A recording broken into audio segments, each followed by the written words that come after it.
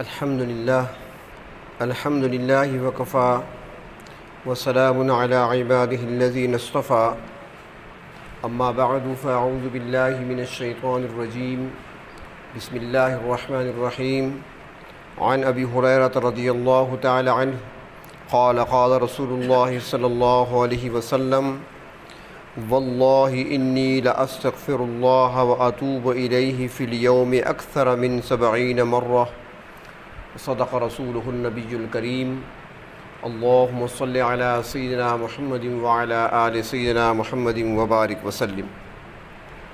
ایک مختصر سی حدیث شریف آپ کے سامنے پڑھی ہے۔ حضرت ابو ہریرہ رضی اللہ تعالیٰ عنہ فرماتے ہیں کہ جناب نبی کریم صلی اللہ علیہ وسلم نے ارشاد فرمایا، اللہ کی قسم کھا کر فرماتے ہیں کہ بے شک میں استغفار کرتا ہوں اور توبہ کرتا ہوں دن میں 70 مرتبہ سے بھی زیادہ۔ قسم کھا کر فرما رہے ہیں اللہ کے محبوب صلی اللہ علیہ وسلم کہ دن میں 70 مرتبہ سے زیادہ میں استغفار کرتا ہوں اور توبہ کرتا ہوں۔ یہ دو لفظ استعمال ہوتے ہیں، استغفار اور توبہ۔ توبہ اور استغفار میں کیا فرق ہے؟ قرآن حکیم میں اللہ تبارک و تعالی فرماتے ہیں کہ توبوا الی اللہ، توبہ کرو اللہ کی طرف، اور ساتھ ہی فرماتی ہیں استغفروا ربکم، استغفار بھی کرو۔ اب یہ دونوں لفظ الگ الگ ہیں۔ اب توبہ کیا ہے اور استغفار کیا ہے، اس فرق کو ذرا سمجھیں۔ توبہ کہتے ہیں کہ انسان جب اپنے گناہوں پر، غلطیوں پر نادم ہو جائے، شرمندہ ہو جائے، اپنے دل کے اندر وہ شرمندگی محسوس کرتے ہوئے اللہ رب العزت کی طرف رجوع کرے، جو ہو چکا اس پر ندامت اور آئندہ اس گناہ کو چھوڑنے اور اس کے قریب نہ جانے اور اس کو دوبارہ نہ کرنے کا پختہ عزم کرنا، اسے توبہ کہتے ہیں۔ یعنی اللہ کی طرف رجوع کرنا، جو ہوا اس پر ندامت، آئندہ نہ کرنے کا پختہ عزم کرنا، یہ توبہ ہے۔ اور استغفار اللہ رب العزت سے گناہوں پر معافی کا طلب کرنا۔ آسان سے لفظوں میں یوں سمجھیں کہ توبہ کا تعلق دل کے ساتھ ہے اور استغفار کا تعلق زبان کے ساتھ ہے۔ جو زبان سے معافی مانگی جائے وہ استغفار ہے، جو دل میں ندامت ہو، شرمندگی ہو، اللہ کی طرف رجوع ہو، وہ توبہ ہے۔ تو اس لیے دونوں چیزیں فرمائی گئیں۔ اللہ کے محبوب صلی اللہ علیہ وسلم بھی ارشاد فرماتے ہیں قسم کھا کر کہ میں استغفار بھی کرتا ہوں اور میں توبہ بھی کرتا ہوں، دونوں چیزیں ہیں۔ اللہ کی طرف رجوع بھی کیا جاتا ہے اور زبان سے معافی بھی طلب کی جاتی ہے۔ جبکہ نبی اکرم صلی اللہ علیہ وسلم معصوم ہیں، بلکہ امام المعصومین ہیں۔ معصوم وہ ہوتا ہے جس سے گناہ اور غلطی کا تصور نہیں ہوتا، غلطی اس سے نہیں ہو سکتی، کوئی کام اس کا غلط نہیں ہو سکتا۔ نبی معصوم ہوتے ہیں، تو باوجود معصوم ہونے کے، باوجود غلطیوں سے، گناہوں سے پاک ہونے کے، آپ صلی اللہ علیہ وسلم 70 مرتبہ سے زیادہ استغفار بھی کرتے اور توبہ بھی کرتے۔ تو اس میں تعلیم ہے امت کے لیے کہ کثرت سے استغفار اور توبہ کیا کرو۔ ہم سے تو گناہ ہوتی ہیں، ہماری تو صبح سے شام ہوتی ہے تو گناہوں میں، شام سے صبح ہوتی ہے تو گناہوں میں، گناہ ہوتی ہیں، چھوٹے گناہ بھی ہوتی ہیں، بڑے بھی ہوتے ہیں۔ بعض گناہ جن کو ہم چھوٹا سمجھ رہے ہوتے ہیں وہ بڑے ہوتے ہیں۔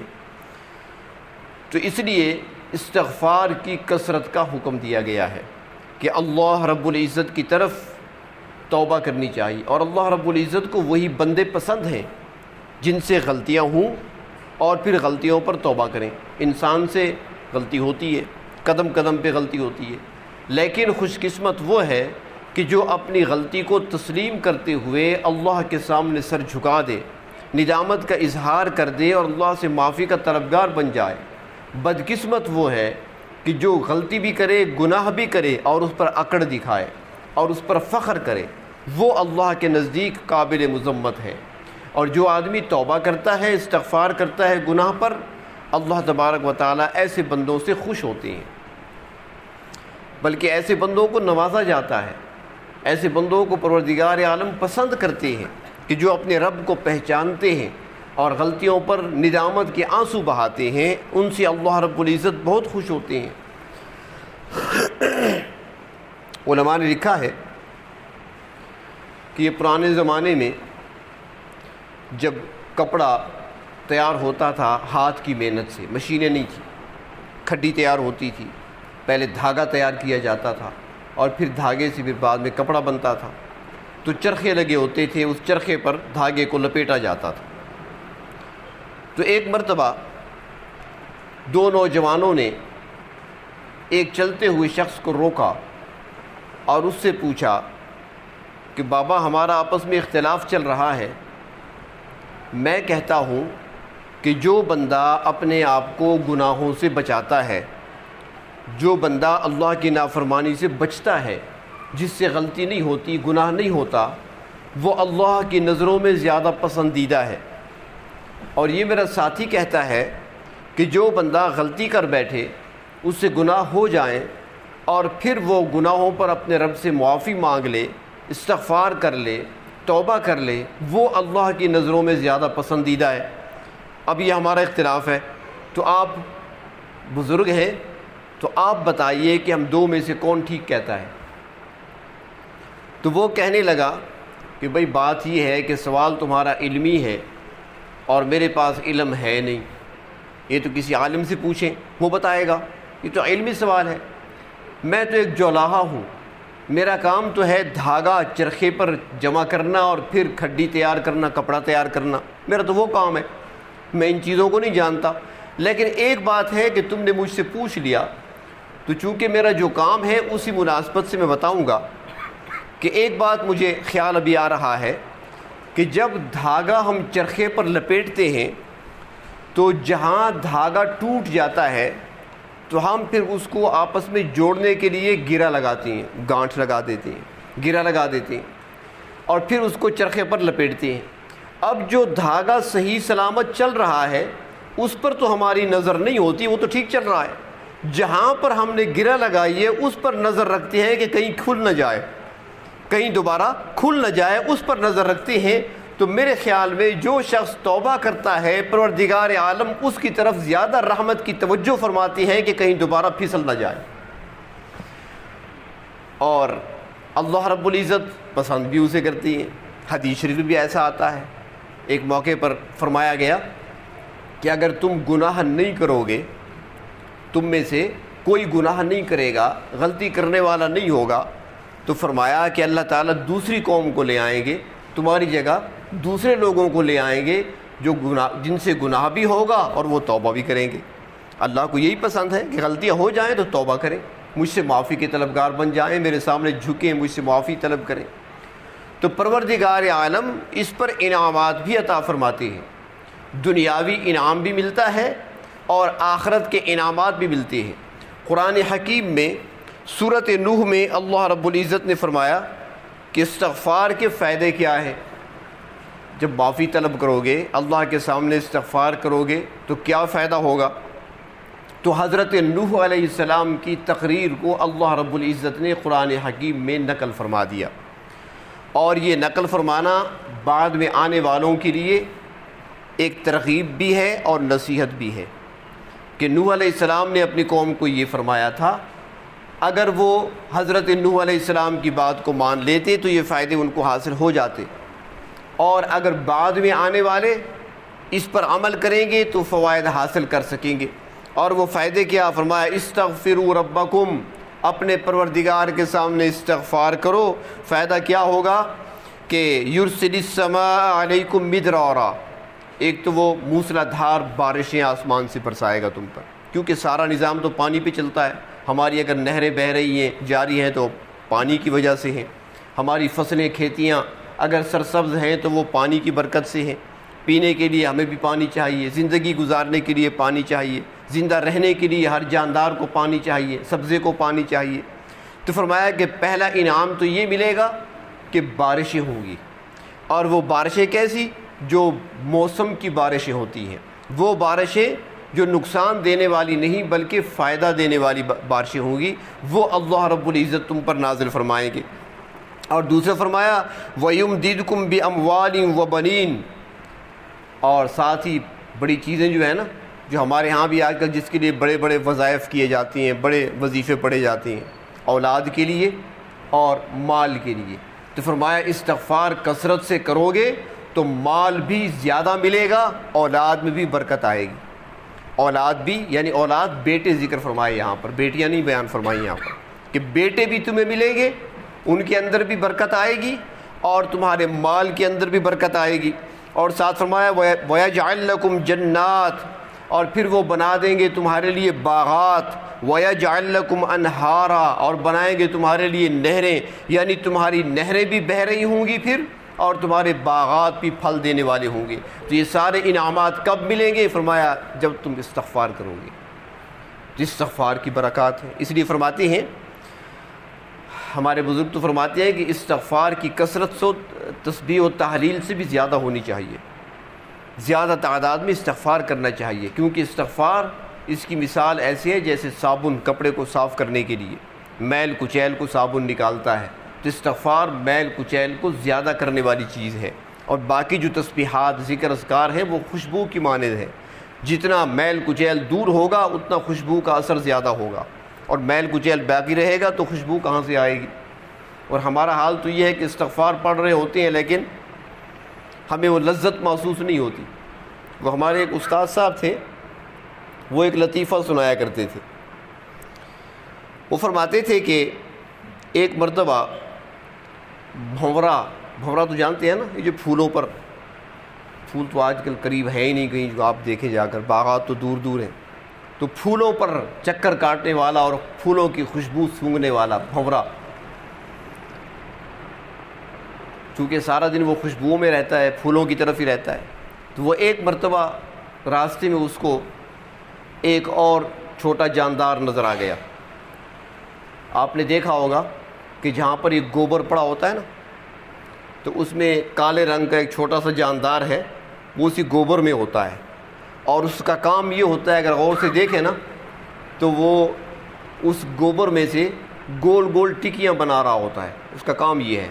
وہ خوب کھیل رہا ہوگا اس میں، اپنے پاؤں کے ذریعے سے گول ٹکی سی بنائے گا، گولی سی بنائے گا، اور پھر اس گولی کو اپنی بغل میں دبا لیتا ہے، اس گوبر کی ٹکیاں بنا کر گولی سی بنا کر اس کو اپنے بغل میں رکھتا ہے۔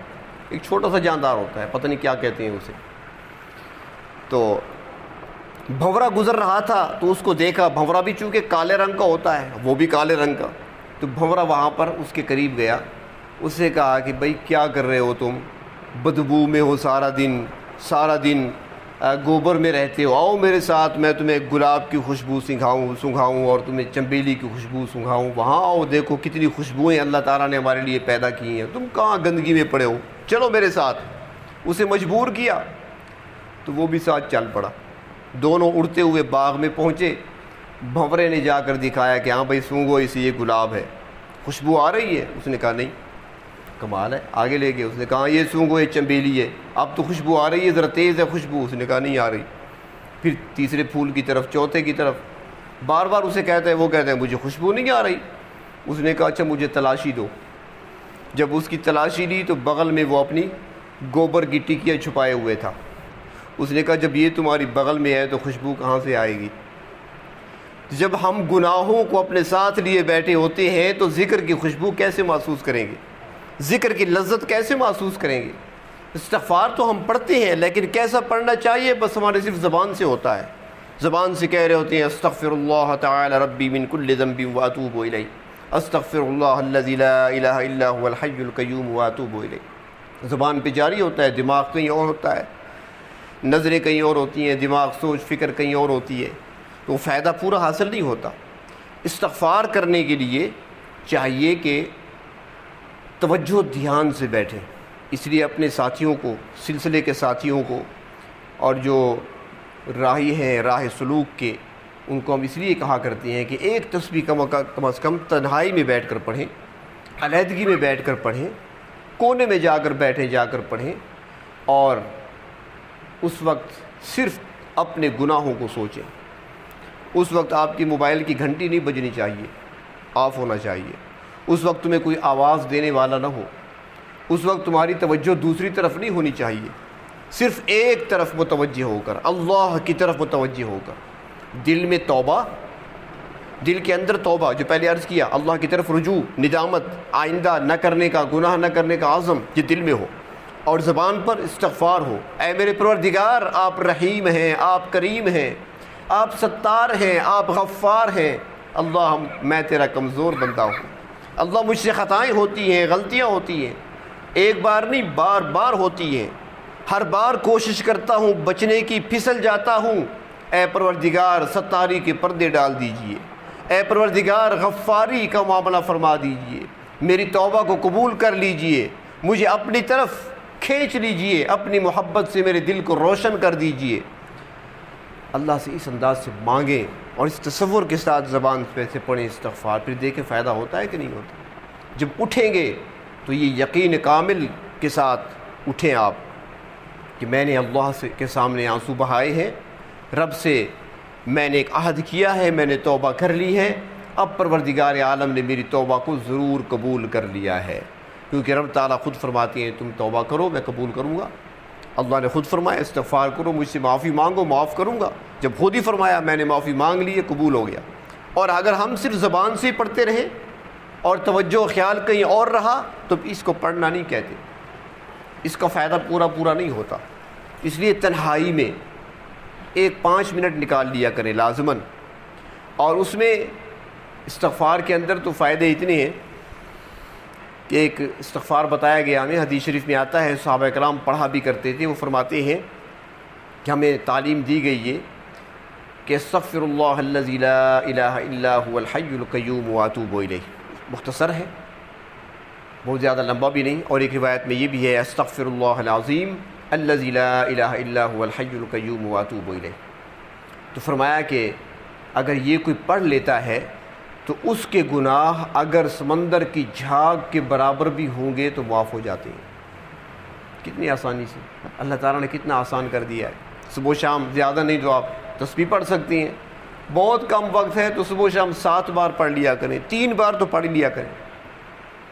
سمندر کی جھاگ کیا، ہمارے گناہ تو بہت زیادہ ہیں، ہماری خطائیں تو بہت زیادہ ہیں، آسمان پر اتنے ستارے نہیں جتنے ہمارے گناہ ہیں، ہمارے سانس اتنے نہیں ہیں جتنے ہمارے گناہ ہیں، اپنے سانسوں سے بڑھ کر ہم نے گناہ کیے، ہر سانس میں ہم کتنے گناہ کر جاتے ہیں۔ تو اس لیے معافی مانگنی چاہیے اللہ رب العزت سے، تنہائی میں بیٹھ کر، علیحدگی میں بیٹھ کر تھوڑا سا وقت نکال کر بیٹھ جایا کریں۔ مثلا مسجد ہے ہماری، آ جائیں یہاں پر عصر کے بعد یہاں بیٹھ جائیں، ایک اس کونے میں بیٹھ جائے، ایک اس کونے میں بیٹھ جائے، پیچھے بیٹھ جائے، یہاں بیٹھ جاؤ، کوئی وہاں بیٹھ جائے، فاصلے پر، ایک دوسرے کی طرف توجہ نہ ہو، لیکن بیٹھیں اس انداز سے کہ بجلی کے آنے جانے کا پتہ نہ چلے آپ کو، اس کو کہتی ہیں پھر توجہ یہ ہوگی۔ یہ نہ ہو کہ پنکھا بند ہو اور آپ فوراً بٹن کھولنے لگ جائیں، تو پھر آپ کا خیال تو اس طرف ہے، اللہ کی طرف دھیان تو نہیں ہے پھر آپ کا۔ نماز، ہماری تو نماز ہی ایسی ہے۔ حضرت علی رضی اللہ تعالیٰ عنہ، تیر لگا اور تیر کا ٹکڑا پاؤں میں، پنڈلی میں ایسا چبھا کہ نکل نہیں رہا تھا۔ جراح نے بڑی کوشش کی نکالنے کی، موجودہ زمانے کے آپریشن تھیٹر تو نہیں تھے وہ زمانے میں، کہ کیسے نکالا جائے ٹکڑے کو، نہیں نکل رہا تھا۔ تو کسی نے تکلیف ہو رہی تھی، ٹکڑا ہے لوہے کا اندر، تو کسی نے جراح سے کہا کہ آپ کچھ دیر ٹھہر جائیں، ابھی نماز کا وقت ہونے والا ہے، ابھی حضرت علی نماز پہ کھڑے ہوں گے، یہ جو ہی نماز کی نیت کر لینا تو آپ نکال لینا۔ اس نے کہا وہ کیسے ہوگا؟ اس نے کہا آسانی سے ہو جائے گا۔ حضرت علی رضی اللہ تعالیٰ عنہ نے جب نماز کی نیت کر لی، جراح آیا پیچھے بیٹھ گیا، آسانی سے اس نے چیرا لگایا، چیرا لگانے کے بعد اس نے وہ ٹکڑا نکال لیا۔ اب یہ آسان کام تو نہیں ہے نا جی، وہ سارا ٹکڑا نکال لیا، اس کے بعد پٹی وغیرہ باندھ دی۔ حضرت علی نماز کے لیے کھڑے ہیں، قیام میں نماز پڑھ رہے ہیں۔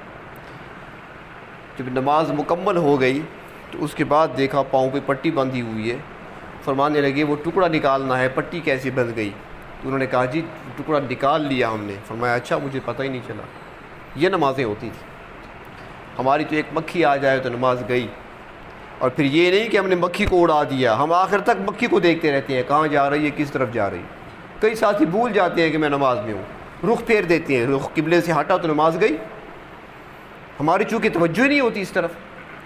تو اس لیے استغفار اس انداز سے پڑھیں، اللہ رب العزت کے سامنے بیٹھیں، بندگی کی صورت اختیار کر کے، بندے بن کر، ایک غلام کی صورت میں بیٹھ کر، سر جھکا کر اللہ رب العزت کے سامنے، دل کے اندر ندامت ہو، شرمندگی ہو، آئندہ نہ کرنے کا عزم ہو، اور زبان پر استغفار ہو۔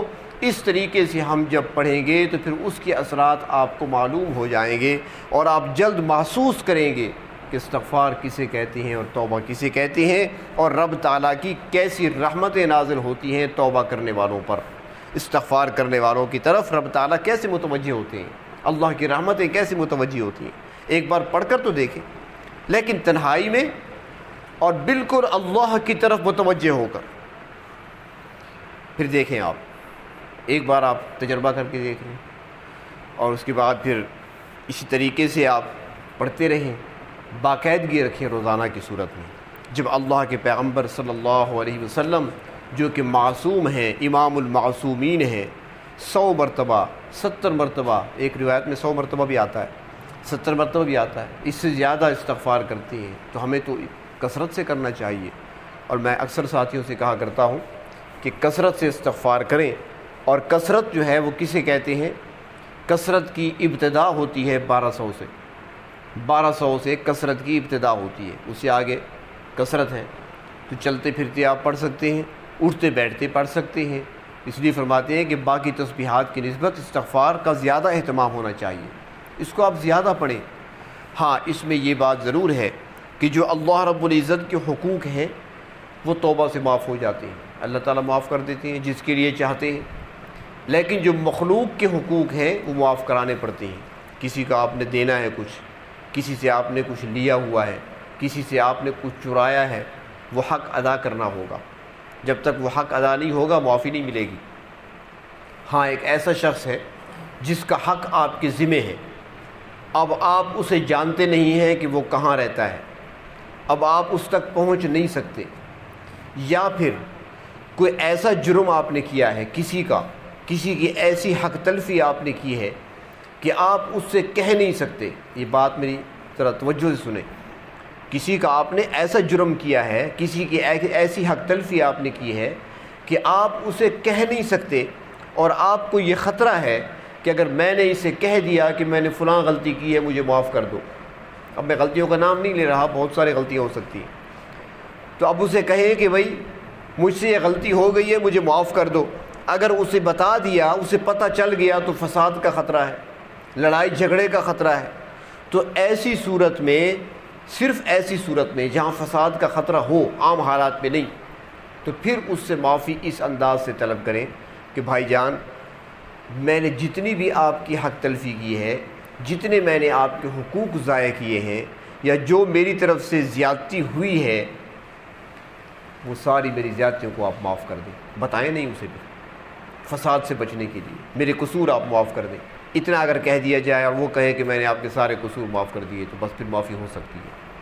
اور کسی کو آپ جانتے نہیں ہیں، یا آپ اسے اب مل نہیں سکتے، وہ آپ سے دور ہے، یا وہ دنیا سے چلا گیا، فوت ہو چکا ہے، تو پھر اس کی صورت یہ ہے کہ اس کے لیے استغفار کیا جائے، اس کے لیے اللہ سے معافی طلب کی جائے، اور نیکیاں اپنی زیادہ کی جائیں، استغفار اپنا زیادہ پڑھا جائے، اللہ سے معافی طلب کی جائے، اور اللہ تعالیٰ سے مانگا جائے میرے پروردگار فلاں شخص کا حق میرے ذمہ باقی ہے، وہ میں ادا نہیں کر سکا، روز قیامت اپنی طرف سے اس کو اتنا عطا کر دینا کہ وہ راضی ہو جائے اور مجھ سے حق کا مطالبہ وہاں پر نہ کرے، پھر اللہ تعالیٰ کے سپرد کر دیں۔ کیونکہ یہاں پر استغفار آگے پہنچتا ہے۔ ایک حدیث شریف میں آتا ہے کہ جس کی اولاد اپنے والدین کے لیے استغفار کرتی ہے، اللہ سے بخشش طلب کرتی ہے، تو فرمایا کہ ایک بندہ ہوگا جس کو اللہ تبارک و تعالی بہت زیادہ انعامات سے نوازیں گے، جنت میں بہت اعلیٰ درجات ملیں گے اس کو، تو وہ وہاں پر عرض کرے گا اے میرے پروردگار، میری نیکیاں اتنی زیادہ تو نہیں تھیں، میرے اعمال اتنے زیادہ اچھے تو نہیں تھے، یہ اتنے بلند درجے مجھے ملے ہیں، اتنا مقام مجھے ملا ہے، یہ کس نیکی کی وجہ سے مجھے ملا ہے؟ تو اسے کہا جائے گا کہ تیرے بیٹے کے کثرت استغفار کی وجہ سے تمہیں ملا ہے، تمہارے لیے تیرے بیٹے نے جو کثرت کی ہے استغفار اور بخشش اور مغفرت کی، اس کی وجہ سے یہ سارا انعام تمہیں ملا ہے۔ اور میں نے پہلے بھی عرض کیا تھا وہ کیا ہے، آسان سی ہے، اللہم اغفر لی ولوالدی، رب اغفر لی ولوالدی، یہ استغفار ہے نا، بخشش ہے، یا اللہ میری بھی بخشش فرما، میرے والدین کی بخشش فرما، آسان سا جملہ ہے، چھوٹا سا، اور یہ ہر نماز میں آپ کر سکتے ہیں۔ نماز میں تو ویسے پڑھتے ہیں، جب دعا پڑھتے ہیں درود شریف کے بعد اس میں بھی آتا ہے رب اغفر لی ولوالدی وللمؤمنین یوم یقوم الحساب، وہاں بھی ہے۔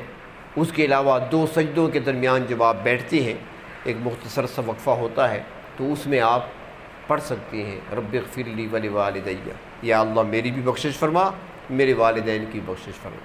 چھوٹا سا جملہ ہے لیکن فائدہ کتنا ہوگا، ان کو بھی ہوگا، آپ کو بھی ہوگا۔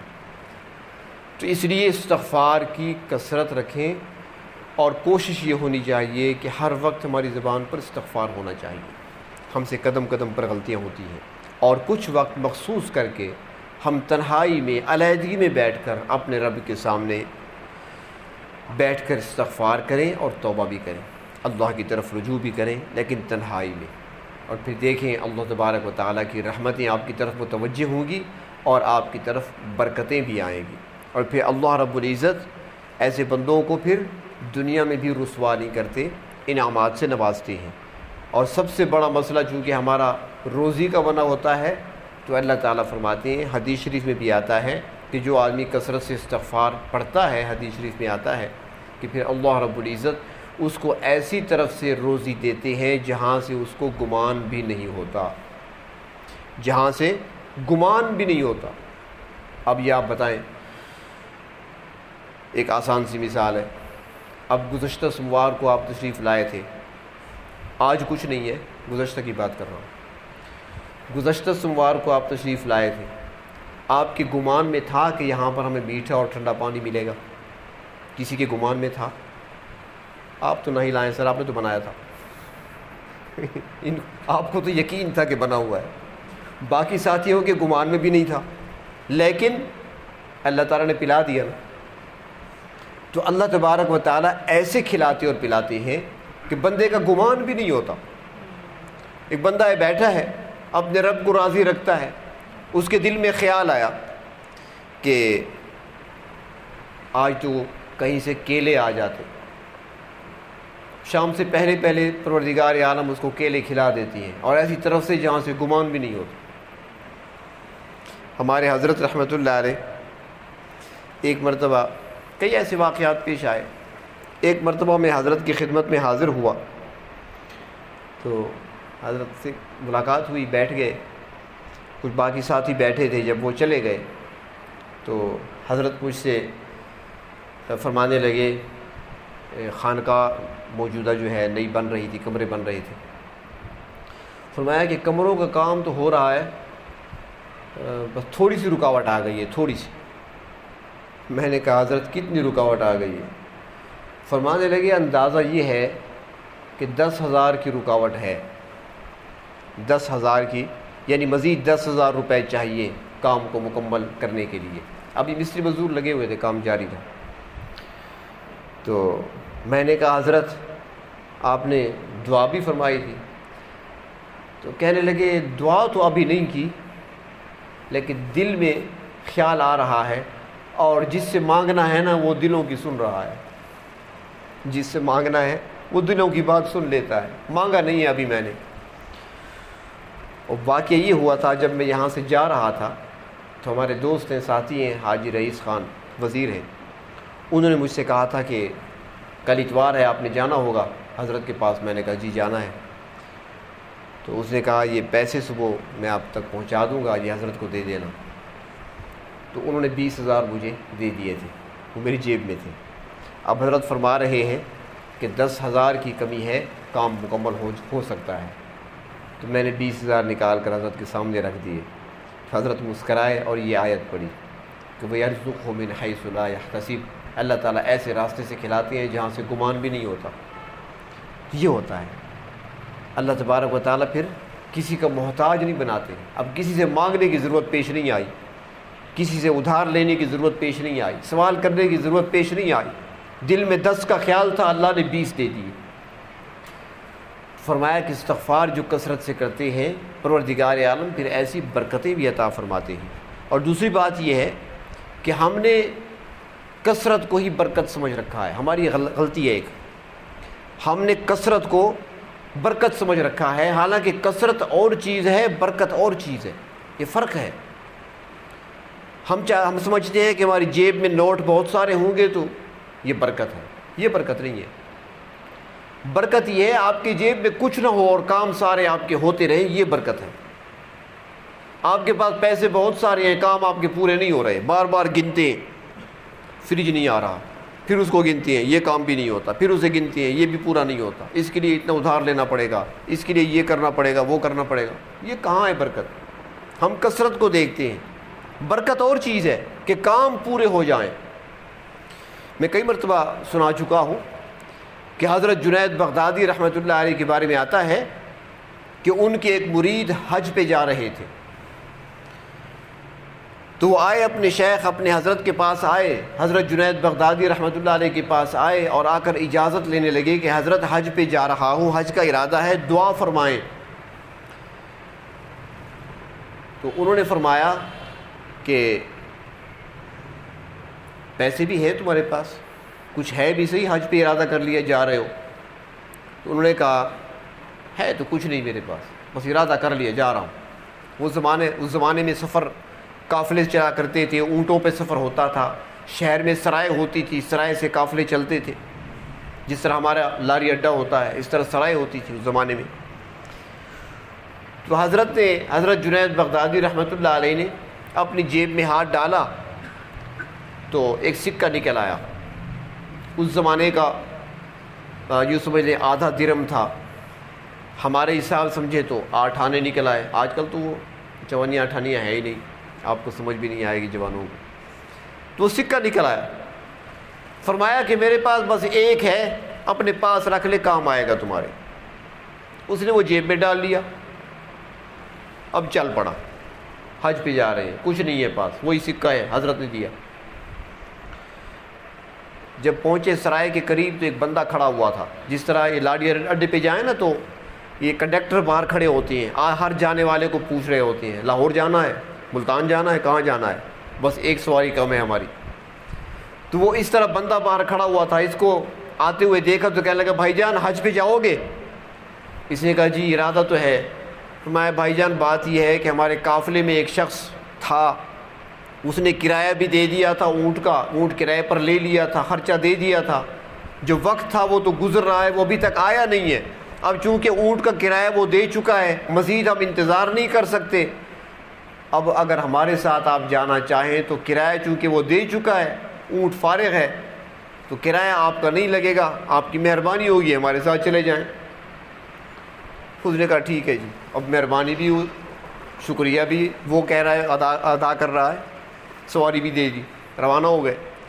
آگے شام کا وقت ہوا، قافلہ رکا کھانے کے لیے، تو وہاں پر ایک شخص آیا ان کے پاس اور کہنے لگا بھائی جان باقی سب کو تو پتہ ہے، آپ بعد میں آئے ہیں، آپ کے علم میں نہیں ہوگا، میں نے نظر مانی تھی کہ جب حج پہ جاؤں گا تو جس قافلے میں جاؤں گا اس قافلے کے آنے جانے کا جو خرچہ ہوگا، جو کھانے پینے کا انتظام ہوگا میں کروں گا۔ اب سب کو پتہ ہے، آپ کو معلوم نہیں ہے، آپ کی مہربانی ہوگی میری دعوت قبول کر لیں۔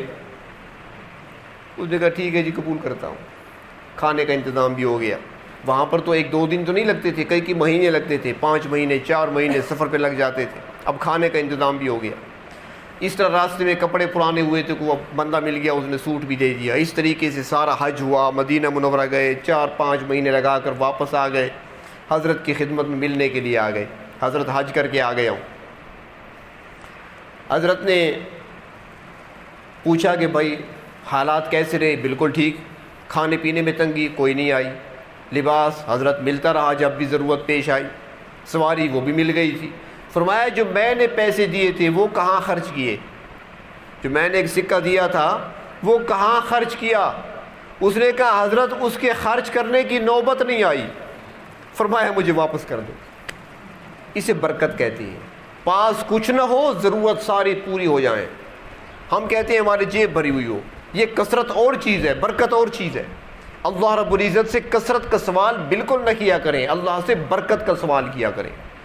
تھوڑا ہو آپ کے پاس لیکن ضرورتیں پوری ہوتی رہیں، کسی کا محتاج اللہ تعالیٰ نہ بنائیں، اپنے خزانوں سے اللہ رب العزت ہماری ضرورتوں کو پورا کرتے رہیں۔ یہ سوال اللہ سے کیا کریں، کثرت نہ مانگیں۔ کثرت تو ہے آپ کے پاس، نوٹ تو ہیں آپ کے، اب دیکھ لیں کتنے مالدار لوگ ہیں جن کے پاس رقم اتنی ہے کہ بینکوں میں نہیں سماتی، لیکن حالت یہ ہے کہ راتوں کو وہ چین میں گھوم رہے ہوتے ہیں، نیند نہیں آتی، ساری ساری رات گولیاں کھاتے ہیں پھر بھی نیند نہیں آتی، بستر بھی ہیں اعلیٰ قسم کے بستر پڑے ہوئے ہیں۔ ایسے بھی ہیں جن کے پاس ہر چیز موجود ہے گھر کے اندر، شوگر ہے میٹھا نہیں کھا سکتے، بلڈ پریشر ہے نمکین نہیں کھا سکتے، ہر چیز کا پرہیز ہے، فلاں چیز نہ کھاؤ، فلاں چیز نہ کھاؤ، فلاں چیز نہ کھاؤ۔ اللہ سے یہ نہ مانگے، اللہ سے برکت مانگے، عمر میں برکت، رزق میں برکت، اولاد میں برکت، مال میں برکت، ہر چیز کی برکت مانگے۔ جس کو برکت مل گئی سب کچھ مل گیا۔ وہ ہمارے ایک اللہ والے گزرے ہیں، ان کے بارے میں آتا ہے کہ ان کی عمر تھی 80 سال کے قریب، اور ایک مرتبہ بیٹھے ہوئے تھے تو کوئی مرید جو ہے وہ مکئی لایا، بھنی ہوئی مکئی کا سٹا ہوتا ہے نا بھنا ہوا، حضرت سے پوچھنے لگا حضرت آپ کھا سکتے ہیں؟